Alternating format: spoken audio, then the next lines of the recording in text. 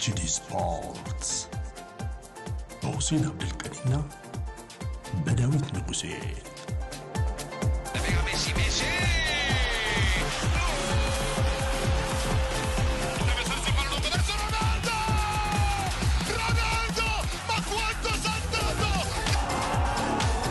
Champions again! HD Sports ተናስተልን በያላችሁበት እንዴት ናችሁ ብለናል። ኤችዲ ስፖርት ሐሙስ ከሰዓት ላይ መጥቷል። በስራት ላይ ነው የምንገኘው። ተወዳጁ በስራት 101.1 ጣቢያው ነው። እንግዲህ አጭር ፕሮግራማችን ነው ሐሙስ ከሰዓት ሁሉ ጊዜም ወደ እናንተ የሚደርሰው። በዚህ ፕሮግራማችን እንግዲህ የእንግሊዝ ቲሞች ኦልሞስት አምስቱም በሚባል ደረጃ ወደ ቀጣዩ ዙር ማለፋቸው ነገር እርግጥ እየሆነ ይመስላል። በእርግጥ 3 ነጥቦች በርካታ ቡድኖችን የለያዩበት ሁኔታ አለ። በመጪው ሳምንት ማክሰኞና ሮብ የሚደረጉ ብዙዎቹ በተመሳሳይ ኦልሞስት ሁሉም በሚባል ደረጃ በተመሳሳይ ሰዓት ይደረጋሉ። ብዙ ነገሮችን የመለወጥ አቅም እንዳላቸው ነው የሚገለጸው። እንግሊዞችም እንግዲህ በዚህ ተስፋ አድርገዋል። ስኬታማ ምሽትን እንግዲህ ያሳልፈዋል። በተለይ ትናንትና አርሰናል ማክሰኞ ነው ጨዋታ ያደረገው። ገብርኤል ጂሰስ እዚህ ጨዋታ ላይ አስደናቂ ነበር። ከወዲሁ ለአርቴታ በሁሉ ጨዋታ እንግዲህ ራስ ምታት ነው የሚል መረጃ አሰልፊዎች እንደው ዮኮሬሽን የሚለው ጥያቄ በስፋት እየተነሳ ነው። ከዚህ ጋር የተያዘ አጠር ያለ ነገር እናነሳለን። ጊዜ የሚኖረን ከሌሎች ጉዳይ እንግዲህ ዴሊ የሚያወጣው የዓለም የክለቦችን ሀብ ዝርዝር አስፍሯል። በድጋሚ ሪያል ማድሪድ አሁንም የዓለማችን ቁንጮ ክለብ ስለመሆኑ መረጃዎች እየወጡ ነው። እነዚህን የተመለከተ ጉዳይ እንደ ሰዓት ጉዳያችን እያየን ወደ እናንተ እናደርሳለን። በአካል ዳንኤል ጋር ነው ቆይታ የማደርገው። በአካል እንዴት ነህ ብያለሁ። ቅዳሜ ነው የተገናኘ ነው ለመጨረሻ ጊዜ። አለን ዴቭ እንዴት አለ ብያለሁ። አድማጭ ተመልካቾቻችንም ሰላም ብያለሁ። ቅዳሜ ነው በግምት ሰዓታችን ከአድማጮቻችን ጋር ተገናኝተን የነበረው። የሰኞ ፕሮግራማችን አንተና ሁሴን ነበራችሁ። አይ ነው ገመታችን ሰርቪስ ፑሽ ወደ እንዴት ነበር የነበረው? ከማንቸስተር ሲቲ እና ዩናይትድ ጨዋታ ጀምሮ ነው በቃ አይደለ? እዛ ጋር ነው ፍጹም አልገመትንም። ትልቅ ውጤት አቻ ነው ሲቲ ያሸነፈ። ያ እንደዚህ ነው አቻ ነው ያልኩት። ኦፍ ኮርስ ያቻ ግምት ነበር አለ ያስቀመጥኩት። አይ ቲንክ አልተሳሳትኩም። ትክክል። እኔ ያልኩት አቻና ትንሽ ወደ ማንቸስተር ትንሽ ወደ ሲቲ ነበረ በየ ነበረው እንዳልከው አንዳንዶቹ ሆኗል። ለምሳሌ ሊቨርፑልን 3-1 3-0 እንደዚህ አይነት ውጤት ነበር፣ ግን አቻን የተጠናቀቀው ነው። ፍጹም አንዳንድ ያልተገመቱ አይነት ግምቶች ነበሩን። እንግዲህ ያው እግር ኳስ እንደዚህ ነው። ያልተጠበቁ ግን የቻምፒየንስ ሊግ ውጤቶችን ተመለከትን። እንግዲህ ሊቨርፑል አንዱ ነው አይደለ? አርነ ስሎት ሽንፈት ከገጠማቸው ሰንበት ብሏል። በእርግጥ አንዳንዶቹ የሽንፈት ባህሪ የተላበሱ የሚመስሉ ያቻ ውጤቶች እንደነበሩ አይተናልና ይህን ተከትሎ ይመስላል አይደል በርካቶች የወጥነት ችግር አለባቸው በሚል ሲያነሱ ነበር። የትናንቱን ማርሴይ ላይ የተካሄደውን ጨዋታ ላይ ደግሞ ሊቨርፑል በዚህ መልኩ የሚቀጥል ከሆነ የሆነ ታምር አውሮፓም ላይ ሊሰራ የሚችልበት እድል ከፊት ለፊቱ እንዳለ የሚጠቁሙ ነገሮች በስፋት እየወጡ ነው። ሳላ ረፍት ሳያደርግ ወዲያው እንግዲህ ወደ ቡድኑ ተመለሰ። በቡድኑ ቅርጽ ላይም የተወሰኑ ለውጦች ተደርገው በደንብ ሲሾር አየ ነው። ጎል አላገኘም፣ ግን የሳታቸው ጎሎች እጅግ አስቆጪ እንደሆኑ አየንና ሊቨርፑል ብቻ ሳይሆን ሌሎቹም የእንግሊዝ ክለቦች እንግዲህ ድል ቀንቷቸዋል። ስጠቅስም እንደነበረው 5 ያህል ቡድኖች ቶፕ 8 ውስጥ ገብተው የመጨረስ እድላቸው ሰፊ ነው። ይሄ ሲሆን ደግሞ በቀጣይ የሁለተኛው ዙር ጨዋታ ከመምጣቱ በፊት የሚደረጉ የደርሶ መልስ ጨዋታዎች አሉና እሱን የማስቀረት አቅሙ ትልቅ ስለሆነ ብዙዎች ይሄንን ነው እያነሱ ያሉት። እስቲ ነይ ዴቭ እንግዲህ ይሄ የአውሮፓ ቻምፒየንስ ሊግ ጨዋታዎች አዲስ ይሄ የሊግ ፎርማት ኖሮት መደረግ ከጀመረ አምናን የጀመረው ዘንድሮ ይሄን መንገድም እየቀጠለ ነው የሚገኘውና እንዳነሳው የፕሪሚየር ሊጉ ቡድኖች ዴቭ አሁን ባለው ደረጃ እንኳን የቀጣይ ሳምንቱን ጨዋታ ትተን ባለው መሰረት ብዙዎቹን ደረጃቸውን ስትመለከት ቢያንስ እስከ 13ኛ ሆኖ የመጨረስ እድል ይኖራቸዋል። ስለዚህ ቀጥታ 8 ውስጥ ያሉት በቀጥታ አልፋሉ።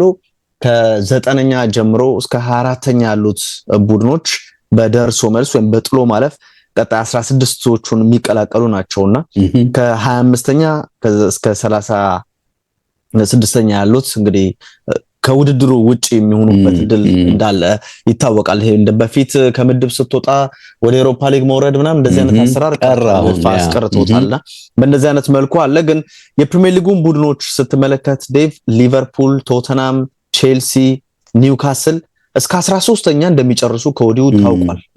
ያው አርሰናል የታወቀ ነው በሚል ነው ወይ አንደኛ ነው በጣም ለዛውም ደግሞ የሚገጥመው ቡድን እጅግ ደካማ የሆነ ቡድንን ይሄ ካይራት አርማቲ የሚባል ቡድን ነው የሚገጥመው ነው 36ኛ ደረጃ ላይ ያለ ከውድድሩ መሰናበቱን ቀድሞ ያረጋገጠ ቡድን ማለት ነውና ይሄንን ቡድን ነው የሚገጥመው። በዛ ጨዋታ አቻ እንኳን መውጣት ካራት ብቻ ሳይሆን ማለት አርሰናል ብቻ ሳይሆን ካራትም ራሱ በቤንች ሊመጣ ይችላል ነው የምትለኝ? እነሱ ላልተጫወቱ ተጫዋቾች ድል ሰጥ ለዛም እኮ አርሰናል እዛው በሜዳው ነው ደግሞ በሜዳው ነው ጨዋታ በካይራት ሜዳ ካይራት ሜዳ ኦኬ አርሰናል ሜዳ ላይ ነው የሚጫወተው። እንግዲህ ካይራት ለጉብኝት ልትለው ትችላል እንዳልከው በደንብ በቃ በቤንችም ቢመጡ ምንም የሚያሰጋቸው ነገር የለም። ወይ ለንደን ሊሉ ነው ወይ ነው የምትለው እንግዲህ ደጋፊዎቻቸው። እሺ እንግዲህ የአርሰናል 1 ነጥብ ማግኘት ምንም ጥርጥር የለውም ቀዳሚ ሆኖ እንዲያልፍ ያደርገዋል። ከዛ በኋላ ያሉት ቡድኖች ደግሞ ዴቭ ያው ሌላ ማለፉን አንደኛና ሁለተኛ ሆኖ እንደሚጨርስ በእርግጠኝነት ያረጋገጠው ባየር ሙኒክ ነው። ባየር ሙኒክ ከሜዳው ውጪ ፒኤስቪ አይንዶቨን ነው የሚገጥመውና ፒኤስቪ አይንዶቨን ደግሞ ጠንካራ መሆኑ ሊቨርፑልን አሳይቷል። ቀላል ጨዋታ እንደማይሆን ከጠበቅ ትችላለህ። ራሱ ፒኤስቪን በቀጣይ በሚያደርገው ጨዋታ የጥሎ ማለፍ ነገር ውስጥ ለመግባት እዛው ለመቆየት ግዴታ ነጥብ ያስፈልገዋል። ዴቭ ከ24ኛ በታች ሆኖ እንዳይጨርስ ግዴታ ነጥብ ማግኘት ይጠበቅበታል። ደግሞ ቢሸነፍ ራሱ የነ አትሌቲክ ክለብ የነ ኦሎምፒያኮስን ከዛ ደግሞ ናፖሊን ማሸነፍ ያስፈልጋል። ናፖሊ ደግሞ የሚገጥመው ከቼልሲ ጋር ነው። ናፖሊ ራሱ የራሱን እድል ለመወሰንና ከ24ቶቹ ውስጥ ለመካተት ግዴታ ኔፕልስ ላይ ቼልሲን ማሸነፍ ይጠበቅበታል። ቼልሲ 8 ውስጥ ገብቶ ለማጠናቀቅና በቀጣይ የሚደረጉ 2 የጥሎ ማለፍ ጨዋታዎችን ለማስቀረት ኔፕልስ ላይ በዲዬጎ አርማንዶ ማራዶና ስቴዲየም ማሸነፍ ይኖርበታልና ብዙ ነገሮች በቀጣይ ሳምንት የሚደረጉት ጨዋታዎች ምላሽ የሚሰጡበት ነው። ግን እንዳነሳው የፕሪሚየር ሊጉ ቡድኖች እስከ 13ኛ ሆኖ መጨረስ መቻላቸው ራሱ ወደ ጥሎ ማለፉ እንዲገቡ ያስገድዳቸዋል እንጂ ሌላ የሚፈጥርባቸው ነገር የለም። እንዳነሳው አርሰናል ማለፉን አረጋግጧል። ቼልሲ፣ ኒውካስል፣ ቶተንሃም፣ ሊቨርፑል አሉበት። ሪያል ማድሪድ፣ ፒኤስጂ ያምናው ወይም ቱ ሻምፒዮን ፒኤስጂ፣ ባርሴሎና፣ ስፖርቲንግ ሊዝበን፣ ማንቸስተር ሲቲ፣ አትሌቲኮ ማድሪድ፣ አታላንታ፣ ኢንተር ሚላን፣ ዩቬንቱስ እነዚህ ከ13ኛ ሆኖ ማጠናቀቃቸውን አረጋግጧል። ሌሎች እንደ ዶርትሙንድ፣ ጋላታሳራይ፣ ካራባህ፣ ማርሴይ፣ ሌቨርኩሰን አይነት አነስ ያሉ ቡድኖች ማንቸስተር ሲቲን ያሸነፈው ቦዶ ግሊምትን ጨምረ ቤንፊካ ደግሞ አያክስም እዚህ ውስጥ አለ። የመሰናበት እጣ ፋንታ እስከ 17ኛ ሆኖ የመጨረስ ወይንም ደግሞ የመሰናበትም እጣ ሊጠቅማቸው ከ24 በታች የመሆን ማለት ነውና እንደዚህ አይነት ነገር ውስጥ አለ። ፍራንክፈርት፣ ስላቪያ ፕራ፣ ቪያሪያል እና ካይራት አልማቲ እንደዚሁ ከውድድሩ መሰናበታቸውን አረጋግጧል። የሊቨርፑል ስታነሳ ነበር ዴቭ። ሊቨርፑል እጅግ ጠንካራ ሆኖ የመጣበት ደግሞ አንዳንድ ይሄ ለሊቨርፑል የሚመች አይነት ኮርስ ደጋግሞ በር ሲያንኳኩ ነበረ። ግን ልክ የሮናልዲኒዮ እና ሮናልዶ አንድ ወቅት ታስታውሳለህ ከኒውካስል ጋር እንደዚህ አይነት የቅጣት ምት ኳስ አስቆጥሯል። ሁሉም አየር ላይ ኳሱ ሄዳል ብለው ብድግ ሲሉ በግራ መሃል ወይም መሬት ለመሬት አድርጎ እንግዲህ ዶሚኒክ ሶቦስ ላይ አስደናቂ ግብ አስቆጥሮ ሊቨርፑልን መሪ አድርጎ ነበር። ከዛ አስቀድሞም ሊቨርፑሎች እድሎች ነበሯቸው፣ ግልጽ ግብ እድሎች የምትላቸው አልነበሩም። አሊሰን ቤከር እንዲያድናቸው ያስፈለጉ ኳሶችም ነበሩ። ያው ከማርሴይ ጋር ስትጫወት ዴቭ ሁሌም የሚያሰጋው ሜሰን ግሪንውድ ነው። ግሪንውድ 2-3 አጋጣሚዎች ነበሩት። አሊሰን ቤከር በጥሩ ብቃት ኳስ እና መረብ እንዳይገናኙ ያደረገበትን መንገድ ተመልክተናል። ሳላ ተመልሷል፣ ግን ደግሞ ከአፍሪካ ዋንጫ ላይ የነበረው ሳላ ነው የተመለሰው ወይስ ከአፍሪካ ዋንጫ በፊት ሊቨርፑል ላይ የነበረው ሳላ አያስታውቅም። አሁን የጌም ታይም በደንብ ያስፈልጓል። ግን አንድ ኳስ በግልጽ አንድ አይደለም ሁለት እንዴ አንድ ብቻ ሳይሆን ሁለት ኳስ በቃ ያለቀለት ነው ይሳታቸው። በቀድሞ ሳላ ቢሆን የሚቆጠሩ ናቸው። ግን አንደኛው አጠቃቀሙ በጣም ስለገረመኝ ነው ዴቪስ ማንሳት የፈለኩትና እንደዚህ አይነት ነገሮች አሉት። I think እኔ ሃክፖም ለሙሉ ለሙሉ ጥሩ ነበር ማለት ነው የሚቻለው። ያልተለመደ ሊቨርፑልን ነው እኔም በግል ያየሁትና አሁን የወጡ ሪፖርቶችም የሚደግፉት ይሄንን መሆኑን ሳይ አልገረመኝም። እንዳልከው አማካይ መስመር ላይ ያሉ ተጫዋቾች ጎል የተገኘበት መንገድ ብቻ ሳይሆን አማካይ ላይ ያሉ ተጫዋቾች የቀደመ ብቃታቸው መልሰው ያገኙበት የመሰለው ተከላካይ መስመሩ የተረጋጋበት እንዳልከው የአጥቂዎች የፉልባኮች ሚና በጣም የጎላበት ነው። ሳላን አነሳ ብዙዎች እንደሚጠቁሙትም አሁን 4-2-2 የሚመስል ነው አይደለ የተጠቀሙትና ይሄ ደግሞ እንዴት ለሳላ የተመቸ ሼፕ እንደሆነ በስፋት እየተነሳ ነው የሚገኘውና በተደጋጋሚ ድሎች ፈጥሯል። የመከላከል ኃላፊነት አልነበረበትም። አይተው ከሆነ ያመሸውም እዛው ማርሲ ተከላካዮች አጠገብ ነውና ሁለት ወሳኝ በእኔ እይታ ሁለት ወሳኝ ኳሶችንም ስቷል። ፍሬሽ የመሆን ነገር አደገኛ የመሆን ነገር በደንብ አይቼበታለሁ ሳላ ላይና ያልተለመደ ነው አይደል? ማርሲ ሜዳ ስትሄድ አስቸጋሪ ነው። ራሱ ደጋፊው አስቸጋሪ ነው። ያ ሁሉ ነገሩ ይከብዳል። በዚህ ላይ ደግሞ ኮቹ የሆነ የተንቀለቀለ ነገር ሜዳ ላይ ይፈጥራሉና ለሊቨርፑሎች በጣም አስቸጋሪ ጌም ይሆናል ብለህ ነው ግምት የምትወስደው። ከዚህ በፊትም እዚህ ሜዳ ላይ መጥተው ብዙ ቲሞች መቸገራቸውን ስታይ የኔም ግምት ይሄ ነበረ። ግን በተወሰነ መልኩ ማኔጅ ያደርገውታል። ከፕሪሚየር ሊጉ በተሻለ አውሮፓ ላይ ሲወጡ አሁን የተለየ ነገር እየፈጠሩ እንዳለ ስሎትም እየታየ ያለ ይመስለኛልና ይሄን አፕሮች አሁን ደጋገሙት። አንድ ብራይተን ላይ በነገርህ ላይ እንዲሁ ሳላ ከቤንች ተቀይሮ ገብቶ ይህንን አይነት ሲስተም ተጠቅመው በእርግጥ ያኔ የመሃል ሜዳው ዳይመንድ ፎርሜሽን ጫፍ ላይ ነበር የተሰለፈውና እዛ ላይ ሆኖ ሞሮፍ ወደ ኋላ የማፈግፈግ ነገር ነበረው።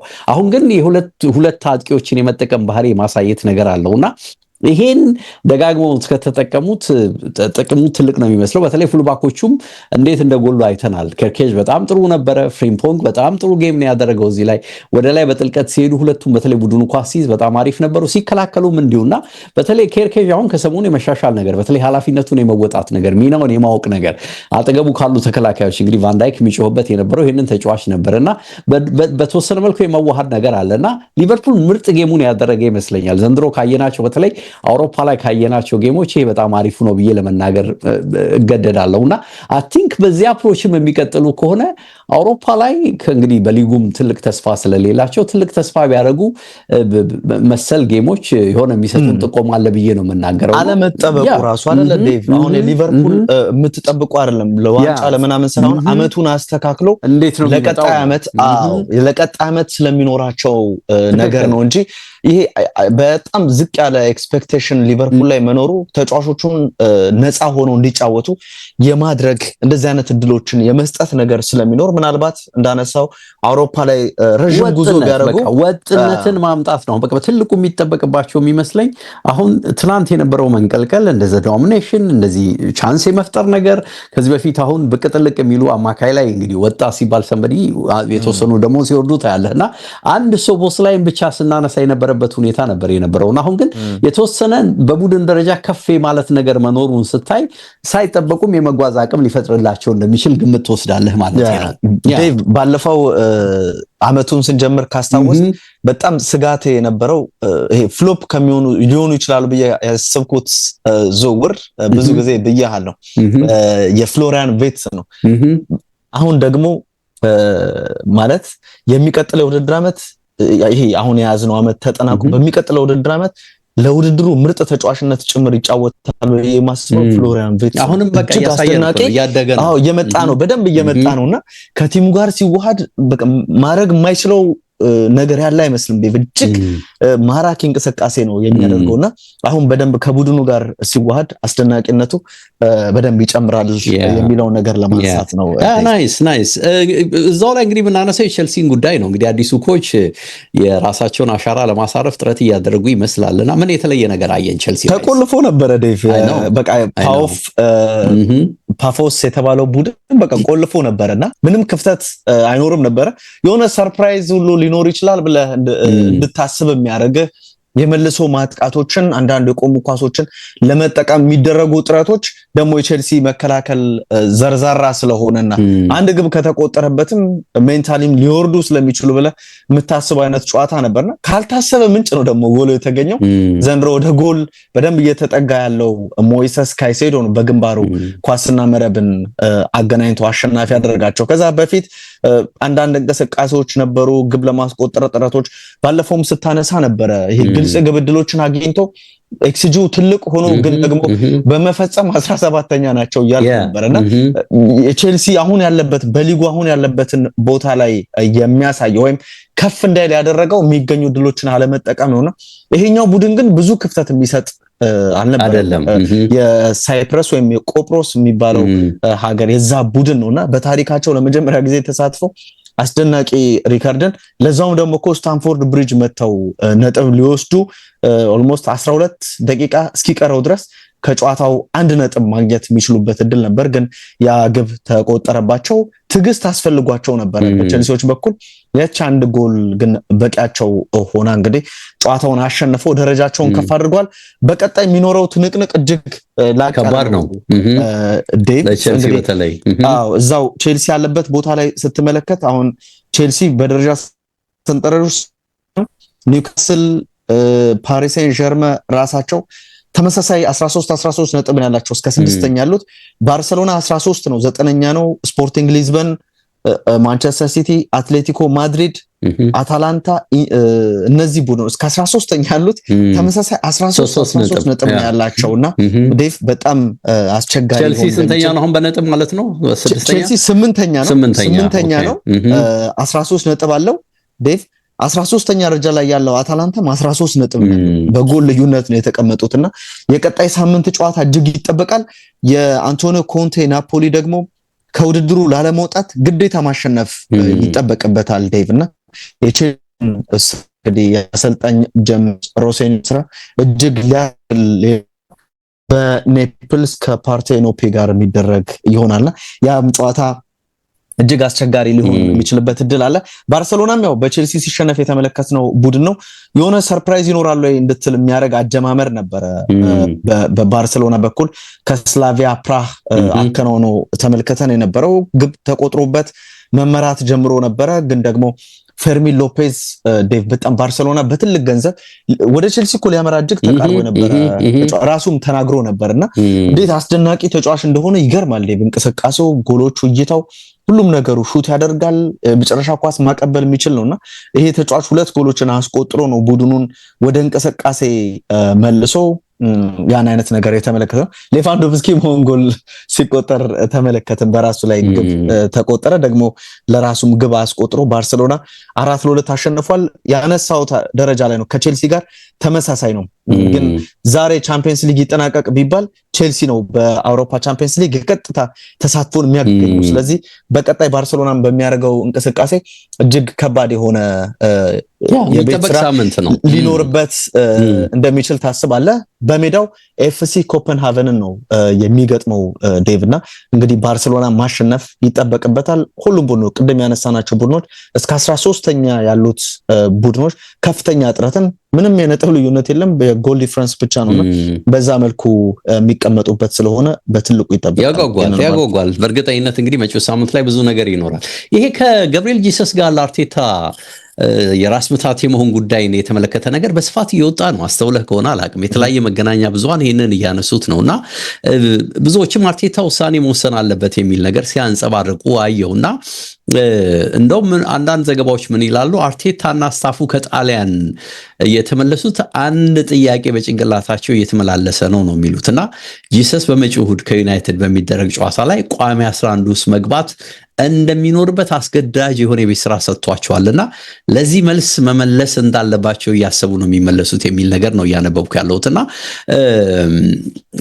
ምናልባትም እንግዲህ አርቴታ ይሄንን ማድረግን በደንብ ሊያጤነው ይችላል ነው የብዙዎች ግምትና የኢንተር ሚላን ሁለት ጎሎች ለዚህ አሳማኝ መነሻ ሊሆኑ ይችላሉ። ዝም ብለህ ስታያቸው ያለምንም ጥርጥር ወቅታዊ ብቃቱ ጥሩ የሆነን ተጫዋች ወደ ሜዳ ልታመጣው ትችላለህና 2024 ላይ ካስቆጠረው በአንድ ጨዋታ 2 ጎል በኋላ አስቆጥሮ ያቅም ይሄ ተጫዋች በእርግጥ እንግዲህ ለ11 ወራት በኤሲኤል ጉዳትም ከሜዳ መራቁን ታስታውሳለህና ከጎሎች የመራቁ አንዱ መንስኤ ጉዳት ነው። ግን ሰሞኑን ከተመለሰ በኋላ እንደ ማክሰኞ በደንብ ሲፎር አልታየም። ከቪላ በተደረገ ጨዋታ ሁላችንም እንዳስተዋል ነው ብልጭ የሚል ነገር አሳይቶን ነበር። ከዛ በኋላ ጥረቱ ይታያል። አዲስ ከጉዳት የተመለሰ ተጫዋች እንዳልሆነ በደንብ አስደናቂ ነገሮችን ሜዳ ላይ ለመፈጸም በተሰጠው ድል ሁሉ ሲሞክር ታያለህ። ግን እንደ ኢንተሩ እንዳልሆነ ግን ያለ ጥርጥር ሁሉም ነው እየተናገረ ያለውና ግን ወደ ቤስት 11 ይምጣ ከተባለ የሚቀመጠው ዮኬሬሽ ነው። ሁሉም እንግዲህ የሚጠብቀው ይሄንን ነውና ይሄ ተጫዋች ደግሞ እዛው ሳንሲሮ ላይ ከቤንች ተነስቶ 3ኛውን ጎል ደግሞ አስቆጥሯልና ይሄስ እንዴት ነው ለአርቴታ ሌላ ሊያጤነው የሚገባው ነገር አይኖርም ወይ በሚል ጥያቄ ያነሳሉና በእርግጥ ደግሞ ልዩነቱን ስታይ 2 ጎል ከገባ በኋላ ነው የተጫዋች መጥቶ የራስ መተማመን የቡድን የማሸነፍ ስሜት ከፍ ባለበት ሰዓት የገባ ተጫዋች ነውና ከ2 ጎል በኋላ ጎልም ስላስቆጠረ የሱን ጎል እንደ ጂሰስ ጎሎች ልናጎላው እንችላለን ነው የሚልም ጥያቄ በአንድ ወገን ይነሳል። ግን የጎሉን አይነት ካየኸው አሪፍ ጎል ነው፣ ድንቅ ጎል ነው ያስቆጠረውና አፕሮቹ ይመች ነበርና ይሄንን ያነሳሉ አንዳንዶችና አርቴታ ጋቢን ሚስ አድርገነዋል ነው የሚለው ገብርኤል ጂሰስንና የዛሬ ብቃቱ እንግዲህ የማክሰኞ ብቃቱ ነው የራስ መተማመን ደረጃውን ያሳደገበትና የቲሙንም እንዲሁ ከፍ ያደረገበት ነው ይላልና የተለያዩ ፕሮፋይል ያላቸው ተጫዋቾች በዚህ ፖዚሽን ላይ ያሉ ነው የሚለው እንግዲህ ሃቨርትስ ነው አንዱ፣ ዮኬሬስ ነው አንዱና ራሱ ገብርኤል ጂሰስ ነው የሚጠቀሰውና ልክ የዊንግ ተጫዋቾች ላይ እንዳለን የተለያየ ፕሮፋይል ሁሉ እንደዚህ አይነት ተጫዋቾች በአጥቂ መስመር ላይ መያዛችን የቡድኑን ጥራት በደንብ ያሳድግልናል የሚል አስተያየት ሰጥቷል ከጨዋታው በኋላና እንግዲህ ሃቨርትስም እዚህ ጨዋታ ላይ ኖሮ እንዴት ቤንች እንደነበረ እንዴት እንዳልተጠቀሙበትም አይተሃል። ሁለቱን አጥቂዎች ብቻ ነው የተጠቀመውና ጂሰስን ግን የሚሉት ምንድነው ገብርኤል ጂሰስን ምንድነው የሚሉት ጣሊያን ከረገጠ ጀምሮ ነው ይሄ እርጋታውና የራስ መተማመኑ በደንብ የታየው ይላሉና ፕሬስ ኮንፈረንስ ከሰጡት አካላት መካከል እንግዲህ አንዱ ነው እሱና ያው አርቴታ ነው የሰጡትና እዛ ላይ ወደ 20 ደቂቃ የሚደርስ ከጋዜጠኞች ጋር ግንኙነት አድርጓል ወይም ደግሞ ለተጠየቀው ጥያቄ ምላሽ ሰጥቷልና ኮስተር ያሉ ጥያቄዎችም ጠይቀውት ነበርና አንዳንዶቹ ኮስተር ያሉ ጥያቄዎች ላይ አስቦ መናገር ስላለበትም እንዴት ጊዜ ወስዶ ይናገር እንደነበር ይታይ ነበር የሚሉ መረጃዎች ወጥተዋልና አርሰናልን እንግዲህ ከሲቲ ልምዱ በመነሳት ስለ ዋንጫ የማብቃት ነገሩ ስለ ዮኬሬሽ ፎርም ብቃት አንስተው ጠይቀውታል። ስለ ኮንትራቱም አንስተውለታልና በርካታ ነገሮች ተነስተዋል ታስታውስ ከሆነና 2027 ላይ ነው የዚህ ተጫዋች ኮንትራት በነገራችን ላይ የሚጠናቀቀውና እሱ ግን ያው በክለቡ ቆይቶ ዋንጫ ማንሳት እንዴት እንደሚፈልግ ገልጿል። በጣም ሰርፕራይዚንግ ይሆን ነበር አይደል? በዚህ ጥር ወር ተጫዋች እንደተባለው ወደ ብራዚል ሄዶ ቢሆን ነው በጣም አስገራሚ ሊሆን እንደሚችል ግምት ትወስዳለህ። በተለይ አሁን አርሰናልን ሊጠቅም ያኮብኮብ ያለበትን መንገድ ስታይ በደንብ ጠቃሚ ተጫዋች እንደሆነ ትናገራለህና አሁን እንደጀመረው እንግዲህ ጎሎችን ማስቆጠር ከቻለ ያለ ጥርጥር አርሰናል በአራት የዋንጫ ውድድር መድረኮች እየተሳተፈ ስለሆነ ዋንጫ የማንሳት እድሉ ለሱም ለክለቡም ለደጋፊውም ሊሆን ይችላል የሚል የሰፋ ሐሳብ አለ። ግን አርቴታ ግን እሑድ ላይ ያሰለፈው ከቻለ ከዚህ ቀደም ማዶዌኬ ክለብ ብሩዥ ላይ 2 ጎል አስቆጥሮ በቀጣይ የሊግ ጌም ላይ ቤንች እንዳደረገው ያንን ውሳኔ ሊተገብር በማሰብ ነው የሚል ሐሳብ ይሰነዝራሉ። ግን ከዛ ውጭ አንተ ትጠብቃለህ ዴቭ? እናነሳለን የተወሰነ ሐሳብ የግል ሐሳብን ብታነሳ ጥሩ ነውና ራሱ ጂሰስ ሰኞ ከጨዋታው በፊት እንደ አርሰናል ባለ ትልቅ ክለብ በቋሚነት ከላይ ይሰለፋል የሚል ማስተማመኛ ማንም የለውም የሚል አስተያየት ሰጥቷልና ይሄ እውነት ነው፣ ምንም ጥርጥር የለውም። ነገር ግን ባለፉት 2 የሊግ ጌሞች ደግሞ ክለቡ አቻ ነው የወጣው። ምንም በቃ ተጋጣሚን አሳማኝ በሆነ መንገድ ጎል አግኝቶ የማሸነፍ ችግር ውስጥ ገብቶ አይተናልና ይሄን አይነት የራስ መተማመን ያለው ተጫዋች መኖሩ የግድ ያስፈልጋል የሚሉ ወገኖች አሉ በዛው ልክና የዮኬሬሽን እዚህ ጋር የሚያነሱት እንግዲህ ከጎል በላይ ያው የሜዳ ላይ አይደክሜ እንቅስቃሴው እንዴት ዋጋው ከፍ ያለ እንደሆነ በተለይ ያለ ኳስ የሚያደርገው እንቅስቃሴ ተከላካዮችን እንዴት እንደሚስባቸው ለጓደኞቹ ስፔስ እንዴት በደንብ እንደሚፈጥር ጎል ካጥቂዎች እንደመፈለጉ ደግሞ ዋናው ይሄ ተጫዋች ደግሞ ጎል አያገባም። ስለዚህ እንዴት ነው የሚታረቀው? ብዙ የሚነሱ ነገሮች አሉ ስታይና ሩኒ ግን ከማክሰኞ ጨዋታ በኋላ ከስቱዲዮ ምን አለ? እኔ ገብርኤል ጄሱስን ቢሆን አሁን አርቴታን በቀጥታ ሄጄ በግልጽ የሁሉን ጨዋታ መሰለፍ መጀመር እፈልጋለሁ ነበር ብሎ የሚል አስተያየት ሰጥቷልና በእርግጥ ይሄንን ያደርጋል የተጫዋች አርቴታ ያስጀምረዋል የሚል ነገር የሚነሳ ነው የሚሆነው። ግን አንዳንድ ሀሳቦችን ሳይ የሃላንድን ቀጥተኛነት እንግዲህ አቆመውታል እንደምታውቀው ማርቲኔዝ እና ማጓየር በማንቸስተር ደርቢ ጨዋታና አሁንም ዮክሬሽን የሚያስቡ ሆኖ ነው ለእሁዱ ጨዋታ የሚዘጋጁት የሚል አስተያየት ይወጣል። ይሄን ሲያዩ አንዳንዶች ገብርኤል ጄሱስ ግን ፈጣን ነው፣ ቴክኒካል ነው፣ ድሪብል ማድረግ ይችላል፣ አብዶ ይችላል፣ እነዚህን ተጫዋቾች የማሳሳት ሂደት ውስጥ ሊገባ የሚችለው እሱ ነው ይላሉ። ምናልባት ኋላ ላይ ግን ቡድኑ ከደከመ በኋላ ቀጥተኛው ዮክሬሽ ቢገባ እነዚህን ተጫዋቾች የበለጠ ሊያደናብራቸው ይችላል የሚል ሐሳብ ሲሰነዝሩ ትሰማለህ። በዛው ልክ ደግሞ ይሄ ተጫዋች እንግዲህ ይሄን ጨዋታ አድርጓል። የኢንተሩን ጨዋታ የፊትነስ ኢሹ ሳይነሳበትም ወይ እንዴት ነው ሊሰለፍ የሚችለው የሚል ጉዳይ እዚህ ጋር አብረው የሚያነሱ አሉ። ከዛ ውጪ ግን የዩናይትድ አፕሮች እንዴት እዚህ ውስጥ አይታይም የሚል ሐሳቦች አሉ። ዩናይትድ ይዞ የሚመጣው አፕሮች ለምሳሌ ፕረስ ለማድረግ ነው ወይ ዩናይትድ የሚመጣው? ይሄ ከሆነ ምናልባት ስፔስ ሊያገኝ ስለሚችል ዮክሬሽ ጠቃሚ ሊሆን ይችላል የሚል ሐሳብ ይነሳል። ሎ ብሎክ ሆኖ ግን ከኋላ ጥቅጥቅ ብለው በካውንተር በተደጋጋሚ ለመውጣት የሚሞክሩ ከሆነ ደግሞ እንደ ጂሰስ ጠቃሚ ተጫዋች ሊሆን የሚችልበት እድል አለ በሚል ብቻ በርካታ ሐሳቦች ይነሳሉና የአንተ ሐሳብ ምንድነው ነው? እንግዲህ ይጀምር አይጀምር ነው ቅድም ያነሳውን ጥያቄ ወደ አንተ ልመልሰው። ወደ እኔ ምጣች። ብዙ ጊዜ እንደ አርቴታ እንደዚህ አይነት ነገሮችን ይሄ ለኦልድ ጋርዶች ያው ኦልድ ጋርድስ በእርግጠኝነት ዮክሬሽን ለቀጣዩ ጨዋታ ከማሰብ እንዳስቀመጠው መገመት ትችላለህ። የቻምፒየንስ ሊጉ ጨዋታ እጅግ በጣም ወሳኝ የምትለው አይደለም። በቃ ይሄ አርሰናል የሞት የሽረት የምትለው አይነት ጨዋታ ስላልነበረ እንደ ጄሱስ አይነት ተጫዋች ጨዋታውን መጀመሩ ብዙም አያስገርምም። ዮክሬሽን በቀጣይ ጨዋታ ከመጠቀም አንጻር ይሄ ነገር ለማድረግ ጥረት እንደተደረገ በእርግጠኝነት መናገር ይቻላል። ኦፍ ኮርስ መላምቶቹ አሪፎች ነው። እኔም ሳስብ የነበረው ራሱ የማንቸስተር አፕሮች ለየትኛው ተጫዋች ይመቻል የሚል ካልኩሌሽን ውስጥ አርቴታ ከገብ እንዳልከው ጋብሪኤል ጄሱስ አሪፍ ይመስለኛል። ምክንያቱም ይሄ ተጫዋች ገና ሊጉን ለመልመድ ደግሞ በጣም ጉልበተኛ የሆኑ ተጫዋቾችን ነው ከማንቸስተር ጋር ሲገጥም የሚያገኛቸው እንደዚህ አይነት ተጫዋቾች ናቸውና ለሱ ብዙ ላይ መቹ ይችላሉ። ብዙ ስፔሶችን ለራሱን ፈጥሮ ደግሞ ተቀይሩም ከጉዳት ከተመለሰ በኋላ ዴቭ በእያንዳንዱ እንቅስቃሴ መነቃቃት ይታይበታል።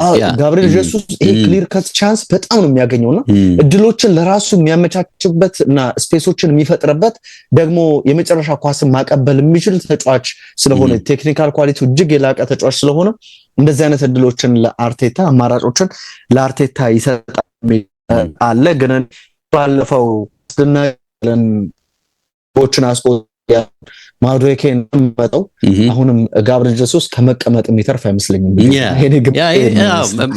የኔም ግምት እንዳልከው ነው። እንግዲህ ተጋጣሚን አይተህ በተለይ ከነዛ አፕሮች ለመነሳት ጥረት ካደረግ አሁን የሚሰጡ አስተያየቶች ወደ ጄሰስ ሊያደሉ እንደሚችሉ ትገምታለህ አይደል?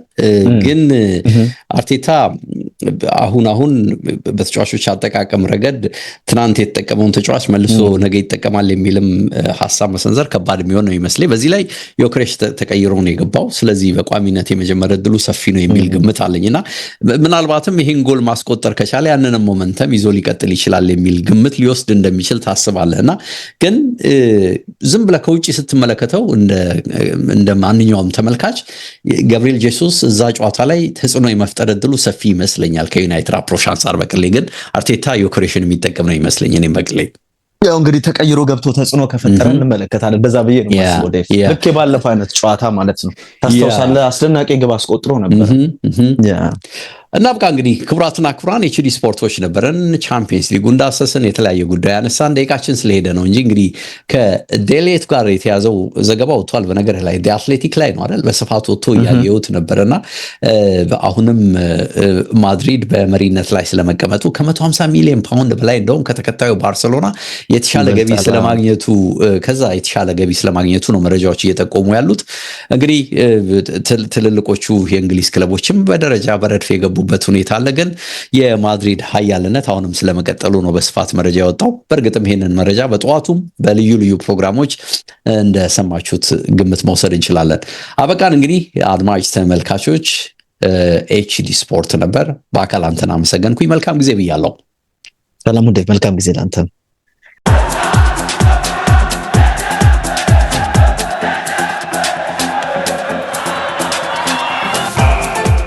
ኤችዲ ስፖርትስ በሁሴን አብዱልቀኒና በዳዊት ንጉሴ